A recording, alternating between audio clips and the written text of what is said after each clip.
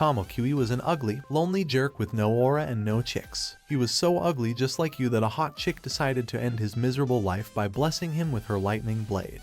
However, the god isn't going to let it slide, so he throws this burden in another world, and he has become even more uglier as a low-life goblin.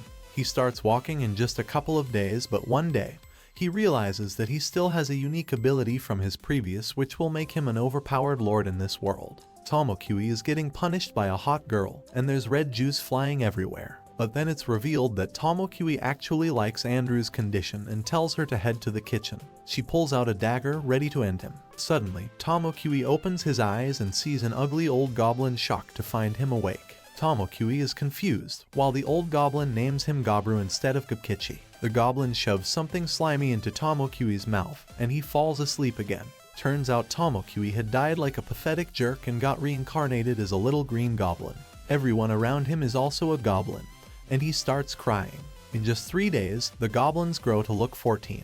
Gabru is hyped because he's got a second shot at life. The old goblin brings one last slimy meal, which Gabru enjoys. Another goblin, just as impatient, rushes out with him. Outside, the world looks like Earth, but the plants are weird and creepy birds fly around. One goblin is amazed by the world, and Gabru calls Gabkichi to join him.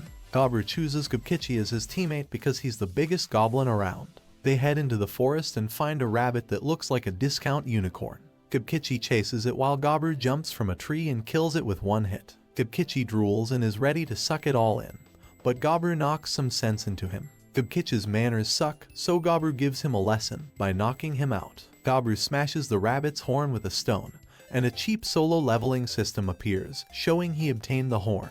When Gabkichi wakes up, Gabru shares the rabbit meat with him, and the guy cries. The two become killer hunters of horned rabbits. The horns are way better than Gabru expected, and the leveling screen keeps popping up, though no one else can see it. Gabru remembers a past life ability that let him absorb anything, even cow crap, and gain its power. That ability is gone now, but he's thankful to have this new one. They return to the cave and meet Gobli, who's shocked they're eating horned rabbits, which can kill goblins easily. Gobli shows interest in Gabru, but he's into the Andrew Tate mindset, while Gabkichi is a loser. The next day, rain stops the goblins from hunting, but Gabru heads to the storage area to be productive. He finds human women without clothes and is tempted but keeps it together. While crafting weapons, the elder Gabugii shows up, impressed by Gabru's skills. He shows him how to check levels, revealing he's level 86. He says goblins evolve into hobgoblins at level 100 but mocks Gabru, thinking he doesn't have what it takes. Later, the team hunts snakes and beavers, and after eating them, Gabru gains new abilities. They enter a bat cave, nearly crap themselves, but Gabru uses his evil eye to freeze the bats mid-air, letting them kill them easily.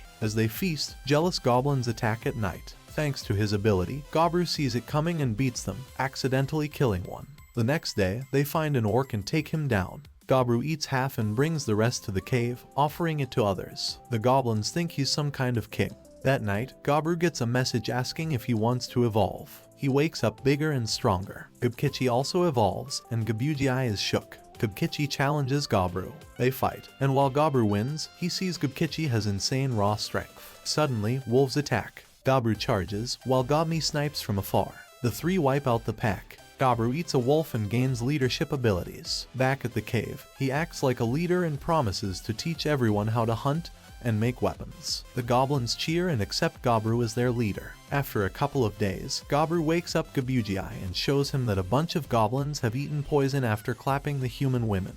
Their bodies are burned as a memorial, and now they need more women. Gabru starts training the little goblin kids so they can become Sigma Chads, but the kids think the training is hard as hell. Suddenly, Gabru senses someone coming, so he pulls out his sword. Turns out they're not raiders but the original goblin fathers, strong and fierce warriors, bringing food and women. Due to the goblin's strong DNA, the offspring are always goblins, no matter the species. Gabru asks one of the hobgoblins if he can handle the women, but the guy is cocky and wants to fight. The other goblins turn on him, and just when chaos is about to break out, Hubsati and Hobsei arrive to announce that the leaders will fight to decide who leads the goblins. With one clean punch, Gabru knocks him out and ties him with silk. Gabru becomes the official leader and tells everyone not to touch the human women. He goes to the women and assures them he won't hurt them, only wants to learn their knowledge. The women break into tears. The next morning, the redhead greets Gabru and they seem calm now. Gobru shifts focus from hunting to intense physical training for the goblins. Some can't keep up, so he punches the Smith out of them, annoying the elder goblins. That night, Gubkichi and Gobru have an intense sparring match. Later, the hobgoblins try to sneak up on the human women, but Gobru already knows. He beats the hell out of them, ties them up, and tells Gobmi to gather everyone outside the cave. He hangs Hobkin upside down, leaving him half dead.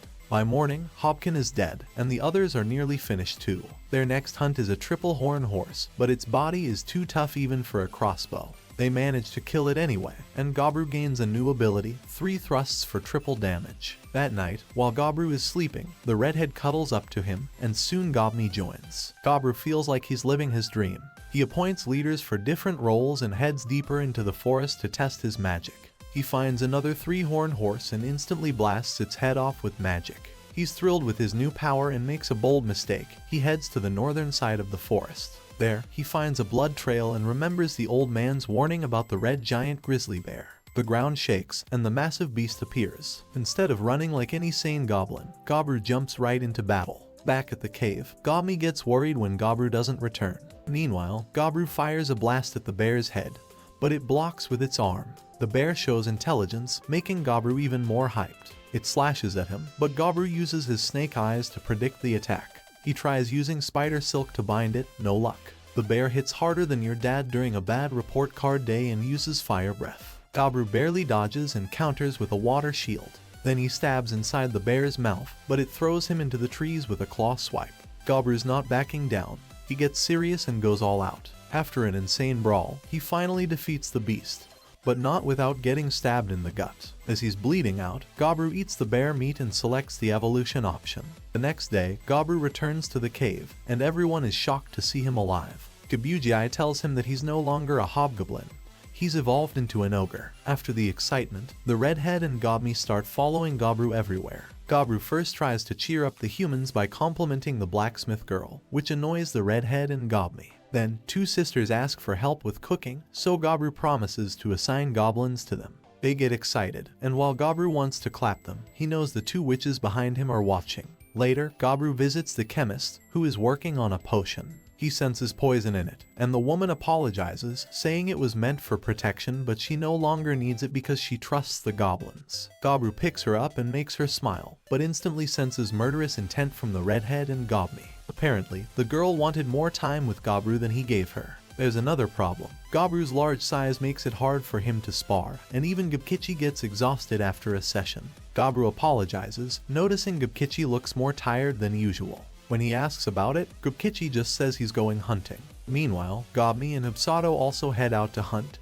and Gob continues his hunt for spirit stones. Since Gobru has lost an arm, he can't do much fighting, so he focuses on stitching new clothes. He asks Hobse about Gubkichi, but she doesn't care and just wants to read in peace. The next day, as Gobru is eating, Gob shows up with an injured carbuncle. Gobru quickly heals her, and she thanks him. It turns out she's an artificial carbuncle created by a mage named Velvet, who hid his treasures using her before dying. Humans injured her while chasing those treasures, and since she's dying, she offers her treasure to Gobru instead. He agrees and gathers everyone for a treasure hunt. Inside the treasury, Gobru encounters mercenaries after the carbuncle. He offers them a chance to leave, but they act cocky and target him. One casts a lightning spell, triggering Gobru's rage. He goes full beast mode, tossing them around. As the rest of the goblin gang shows up, Gobru finds powerful artifacts on the adventurers. He swallows them and also discovers a magic box that can store hundreds of items. He uses it to collect Velvet's treasure. The carbuncle thanks Gobru before disappearing. After the treasure is collected, Gobru burns her body, revealing a magical arm. It binds to him instantly, giving him a new power boost. It feels like a new arc in a manga. Everyone's strong, Gobru's getting opus, and his harem is expanding. Days later, he meets a dryad, seductive and dangerous. Hours of action drain Gobru's energy. He thinks no one notices, but the girls begin to ignore him. Clueless, he asks the chemist, who tells him he's got hickeys on his neck. Now, even the chemist wants in. Suddenly, all the girls appear, and Gobru, with no escape, soundproofs the room with golden silk and embraces a passionate night. Thanks to Gobru's enhanced powers, he can now sense enemies from far away. Some elves arrive at the goblin cave and demand Gobru's help in a war. They warn him that refusing means punishment. Kabugi mentions they only have a month's food, but Gabru cuts him off and tells the elves to take their crap elsewhere. If they want help, they should be honest. This pisses off the elf brat, who draws his sword. Using the evil eye, Gabru freezes them and lifts the leader by the neck, demanding the archers lower their weapons. One still fires. Gabru breaks the arrow with his teeth. Everyone freaks out and runs. The next day, Gabru hunts gray slimes and gains the ability to make little copies of himself. The idiot elves return, and Gabru scares them off with a mighty scream, then traps them in spider silk. The elf girls tell him they tried to stop this, but the leader wouldn't listen. Gabru gives them a chance. If they beat his goblins in training, they go free. Out of 23 elves, 6 lose. Gabru eats them, and the leader is killed. Meanwhile, Gubkichi levels up in the forest and becomes a red giant. When he returns, everyone's hyped. He spars with Gabru, and though it's intense, Gabru wins again. That night, Gabru dreams of a mysterious man giving him kinship, but wakes up to nothing. 4 goblins evolve into hobgoblins thanks to Gubkichi, including Gabru's sibling, Gobji. To impress Gabru, Hobsei evolves into a half-spell lord, bursting with mana. She drags him outside and burns half the forest to show off. Gabru stops her from going overboard and gifts her new artifacts. The training exhausts the older goblins, so they ask to leave the village. Gabru agrees but gives them a mithril knife with his blood as a gift. Later, Gabru finds an orc who killed a human and slaughters it, gaining the ability to tame monsters. That night, he asks if anyone else wants to leave. No one does. Satisfied, Gabru makes magic earrings to keep everyone connected. Gob also becomes stronger. Testing his new skill, Gabru tames a tri-horn horse, a gray bear, and a wolf leader to protect the girls. He notices the redhead girl's abilities are improving fast. She suddenly unlocks a new job, Noir Soldier. She gains strength by eating monsters and quickly levels up. Then Gobji reports that humans are keeping goblins in the woods. Gabru senses war has begun. Suddenly, a group of kobolds rushes in, chased by skeletons. Gabru orders his team to fight, but weapons don't work. Hubsato breaks one with blunt force, and Gabru realizes fists are the way to go. He charges in, smashes the skeletons, and destroys their leader in 7 seconds. After eating the leader, Gabru gains its powers. The grateful kobolds bow and call him master. They admit they're weaker than goblins and surrender their fate. Gabru agrees to help them recover. While out hunting with Gubkichi, Gabru catches sight of a shady group moving through the trees. He taps into his skill and finds out they're planning to snatch the elf chief's daughter. To make it worse, some snake among the elves is feeding them info. That night, as the elf girl sneaks through the forest with her guards, human scum ambush them and wipe out everyone. Right before they grab the girl, Gabru crashes the party and shreds the attackers. He roughs up one survivor and gets the truth. Humans are planning a full-on assault in 20 days. The girl wakes up and spots Gabru standing there like some wild threat. She goes off on him, but Gabru brushes her aside, cool as ever. He tells her straight, they're not part of the elves' drama or the humans' circus. Then, he exposes the traitor right in front of her. She freezes, realizes she messed up, and apologizes. Next day, Gabru and Gubkichi take her back to the elf village. Gabru notices archers hiding in the trees, itching to shoot. The girl calms them down.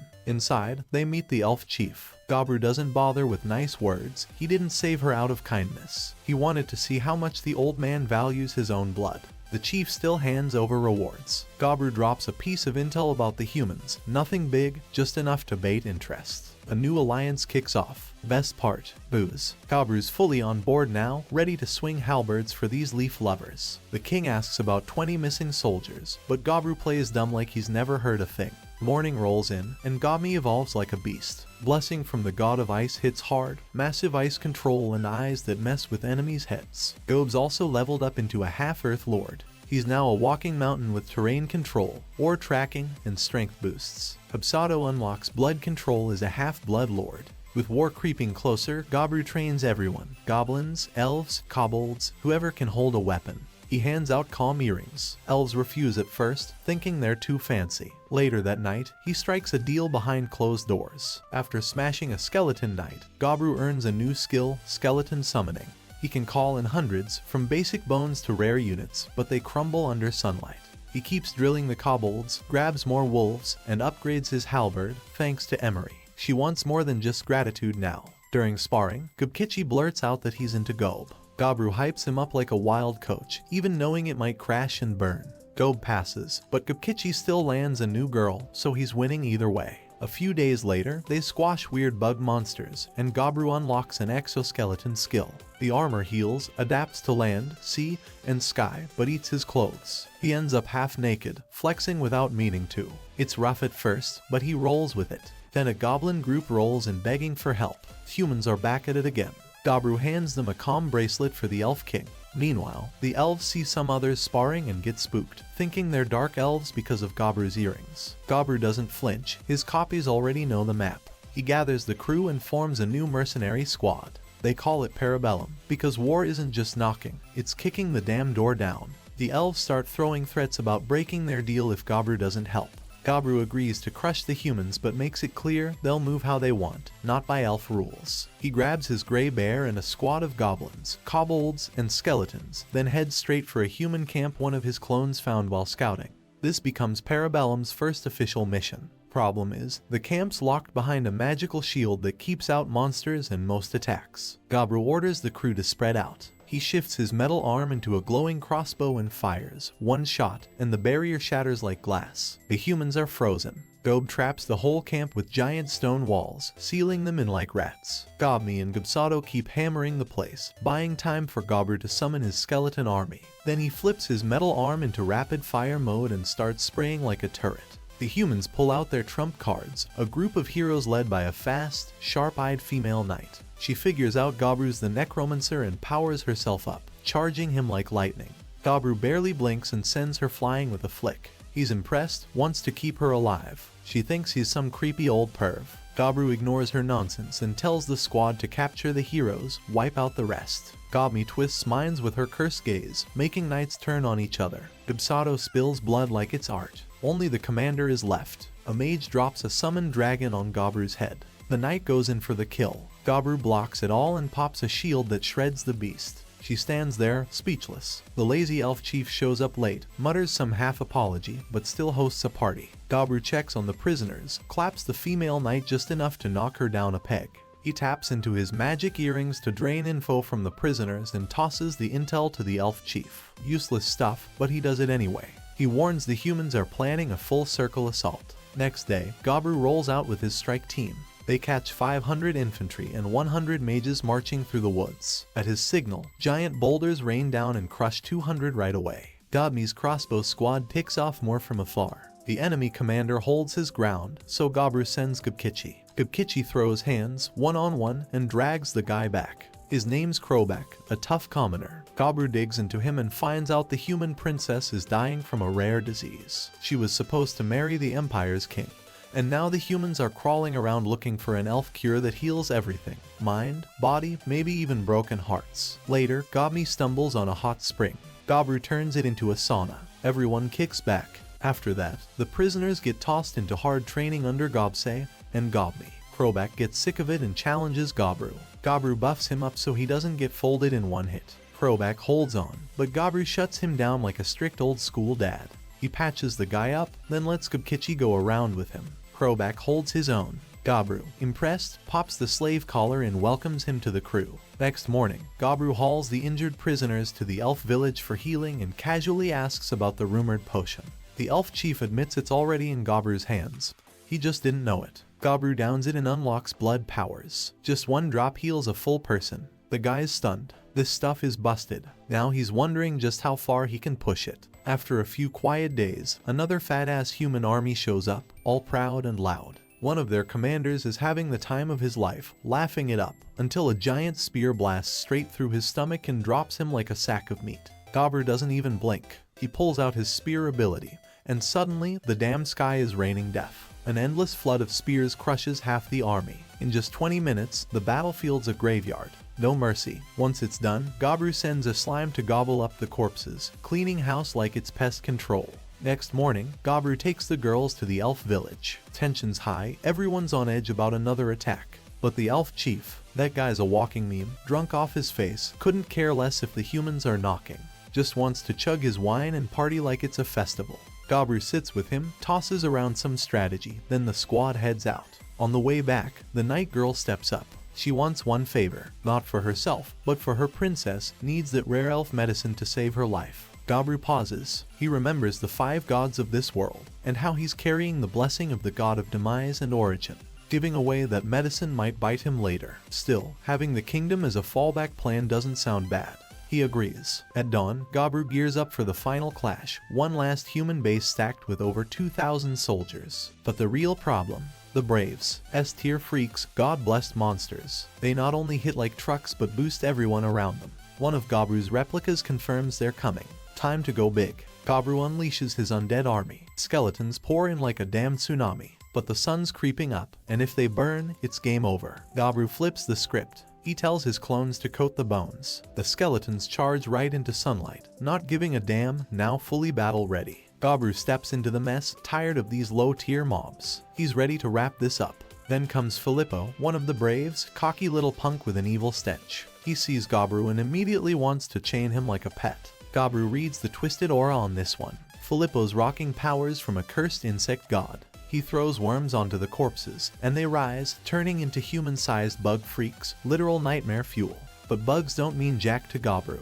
He tears them up in seconds. Filippo throws out his trump card, a massive centipede oozing with venom. It bites Gabru hard. The battlefield holds its breath. Gabru drops, lifeless. But it's a trick. Filippo sends his bug back to the hole, thinking it's over. Wrong move. Gabru pops up with a sneak attack, nearly skewers the brat. Filippo, shocked but hyped, starts flinging more insects. Gabru's had enough. He rips out his trump card, exoskeleton mode. Now he's part insect, part nightmare. While the army clashes in the background, Gobmi senses something's off. Her gut tells her Gabru's in a tight spot. She's right. Filippo panics, ditches his bug body, and makes a naked dash for his life. Gabru tries chasing, but Filippo's shell goes wild and needs to be crushed first. He finishes it off, giving the brat a chance to run. Gobmi finds him and breathes easy, he's alive. Meanwhile, another Gabru replica reaches the human king's camp. No more killing. He tells the king to pack up and leave. He also hands the elf medicine to the night girl. With that, the humans retreat. The war ends, but it comes at a price. 30 Parabellum soldiers fall. The rest gather in silence. Gabru doesn't speak, he burns their bodies to ash. Next day, Gabru wakes up to find some of his crew have leveled up, including his sister Gobfu. His brother Gobji has turned into a half-lord saint, rocking crazy fast healing powers. Gobfu's become a ghoul, no surprise, since she keeps snacking on zombies. Gabru's a bit wary of her, cause she acts like a girl whose dad never came back from getting milk, totally lost and wild. Out of nowhere, Gabru bumps into Gobmi, now a Dodonki. Her whole body's covered in eyes, letting her spot enemies from every angle, making her perfect for keeping watch. Gabru checks on the kobolds next. Their leader has evolved too, looking like a weird human-faced dog. The dude drops a bomb. He's got a true name now, some crazy unpronounceable thing. Old Gabugi steps in, explaining true names show up after hitting a certain power level. They're dangerous. If enemies catch the name, they can curse or mess with the owner, so true names stay top secret. Still, the kobold leader Akita shows his true name to Gabru as a sign of trust. After sorting the kobolds, Gabru deals with the prisoners. He offers them a choice, leave or stay as temporary crew. Lots of young heroes puff up their chests, acting like they're way stronger than goblins. Gabru cuts through the bullshit and tells those cocky losers to leave, trusting his goblins way more than these charmless jerks. The hero leader, who Gabru thinks is missing a few brain cells, talks about fighting for control of Parabellum. Gabru could end it all in a snap but plays along, telling them to team up and attack him. They pull out their orb weapons, hyping their power. Gabru crushes them with one hit, sending them flying like ragdolls. Suddenly, a sneaky attack from King Kong, self-proclaimed boss, slams Gabru into a rock. Gabru punches back hard, leaving King Kong close to dead. Gabru looks for the half-damper, finds him flirting with Gobmi, and dishes out a no-nonsense old-school beating. Gombai steps in, and Gabru shares some blood to patch the guy up. The half-damper comes back, now hopelessly hooked after tasting Gabru's blood. Gabru's not having it and beats him down again. In the end, they accept 50 new provisional members. Gabru introduces Emery to the dwarves, telling her to get tight since dwarves are the top-tier craftsmen. The dwarves hook Gabru up with a fresh warhammer as a gift. Gabru takes a stroll in the woods, thinking about all the changes. A dryad shows up, offers some fun. Gabru tries to say no, but can't resist the vibe. Back in the village, the girls freak out seeing kiss marks all over his face. Afterward, Gabru leads the gang to grow crops with magical seeds from the dryad. The seeds speed up growth and boost nutrition. The prisoners get released but have fallen under Gobmi's evil eye, turning into spies. Gabru finds out the enemy army is pulling back. The elf chief breathes easy, glad it's over. The chief invites Rue to join their party. Gabru builds a skeleton centipede out of bones and slime and shows it off as a ride to take the girls home. The girls worry they're getting kicked out, but Gabru reminds them of his promise to bring them home first. Then they can decide to stay or bounce. That night, a big feast welcomes the new members. Next day, Gabru splits everyone into groups to scout the outside world but makes sure they know to come back safe. They all head out. Gabru thinks things won't be the same without the whole crew but looks forward to tougher fights and eating better meat. For now, they set course for the city of Trient. Gabru and the girls roll into Trient, a city where about a quarter of the people are demi-humans. Still, seeing a giant ogre with a crew of gorgeous waifus freaks most folks out.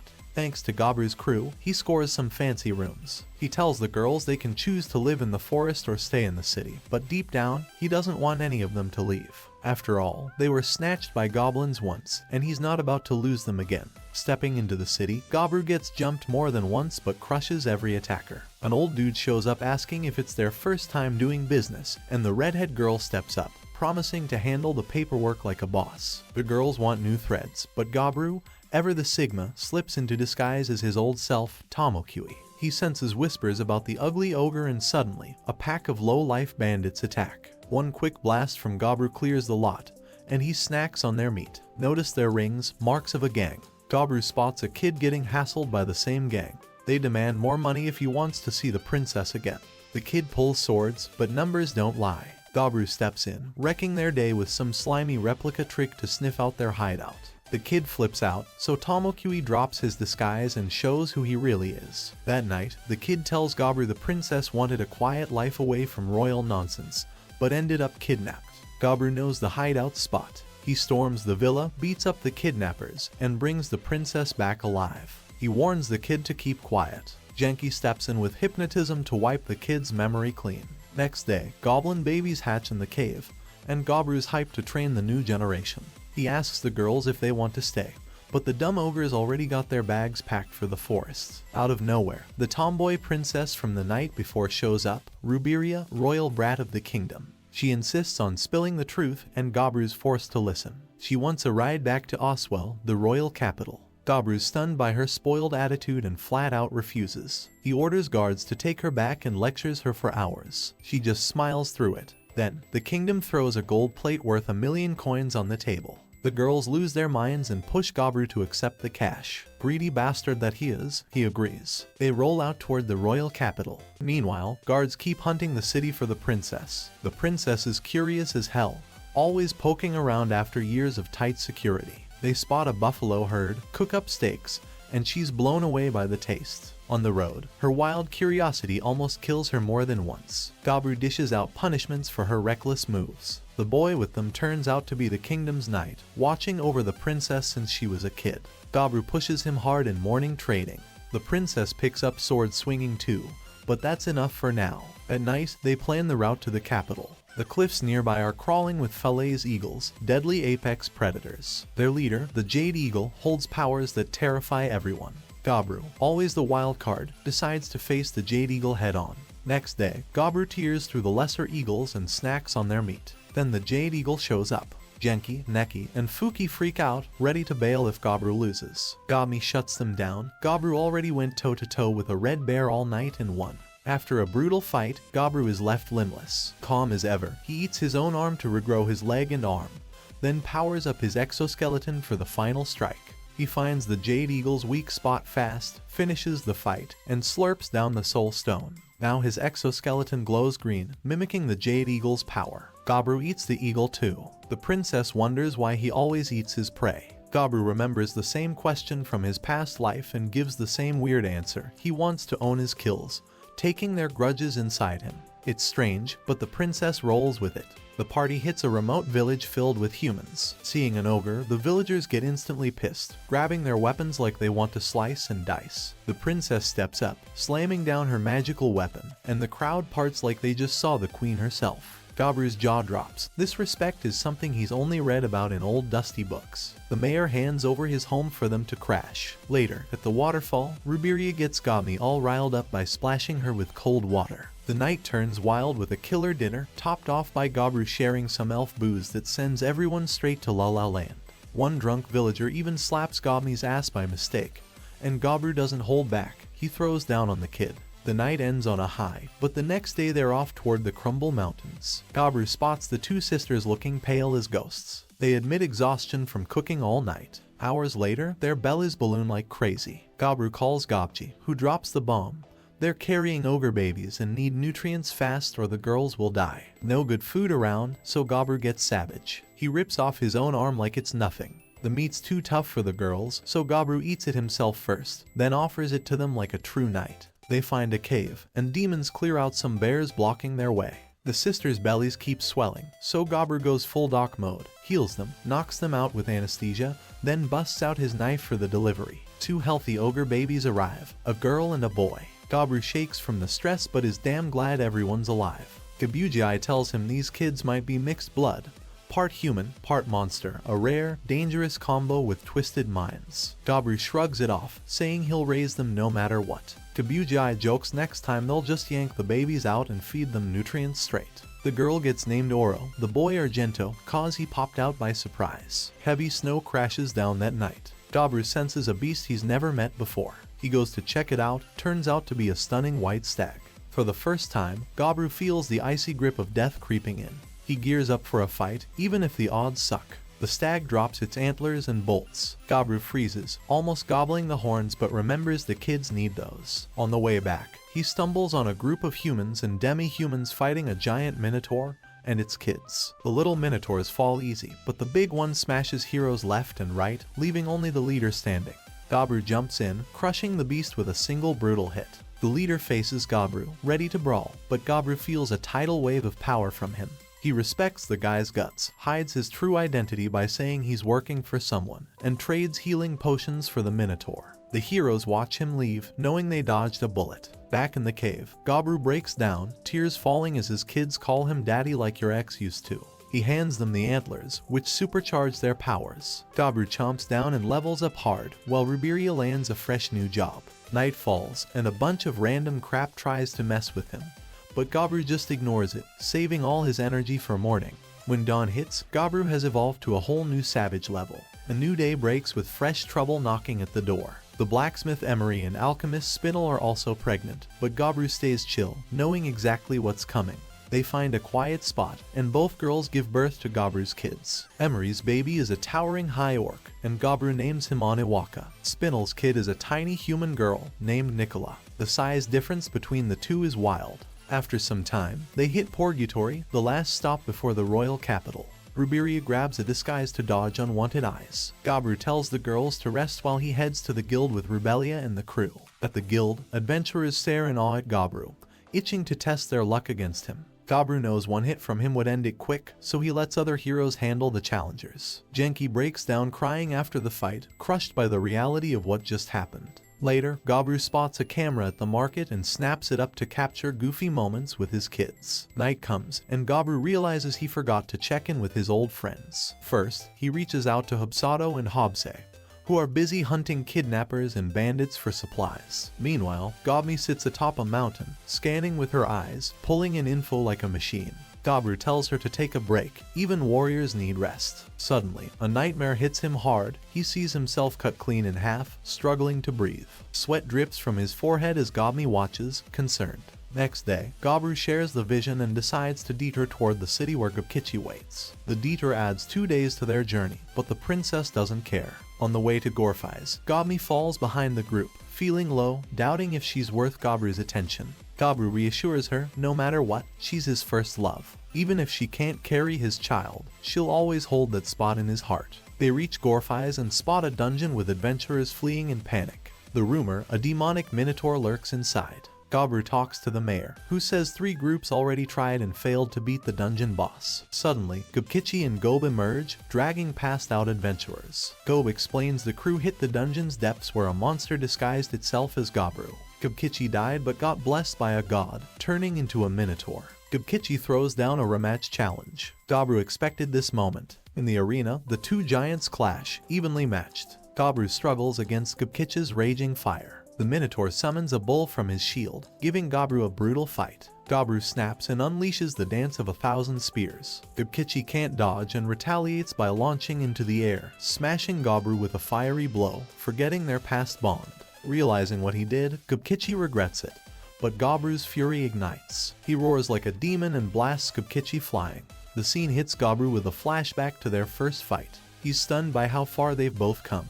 The next day, the party rolls into Oswell's capital. The fight between Gobru and Gobkichi drags through the night, ending with Gobru standing tall. Gobkichi and Go retreat to a cave, while the rest head to the capital. The city is stunning, dripping with beauty and fancy decorations. Everyone's jaw drops at the smooth pavement and sparkling fountains. They reach the Umber Palace, where the princess insists they stay the night. She hooks them up with a feast so heavy no one leaves hungry. When night falls, the girls toss and turn, not used to soft beds and fancy rooms. Morning comes, and the princess hands Gobru his payment plus a special card that lets him slip in and out of the capital anytime. Gobru wonders if she's cool letting a weird ogre wander the city, but she's already checked him during their trip, so he's good to go. The princess acts like a brat but hides sharp moves behind that attitude. The Parabellum mercenary crew starts their journey home, but Gobru leaves behind some replicas just in case. Gobmi stays down, feeling small next to Gobkichi's insane growth, stuck as a dampier. Gobru slams the brakes, tells her he's never dropping his friends, and jumps into training mode.